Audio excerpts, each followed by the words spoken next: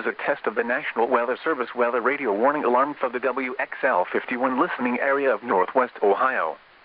During potentially dangerous weather situations, specially built receivers are automatically activated to warn of impending hazard. Tests of these receivers are normally conducted by the National Weather Service every Wednesday between 11 a.m. and noon. When there is a threat of, or existing severe weather, in the area, the test will be postponed until the following day. This ends the test of National Weather Service weather radio warning alarm.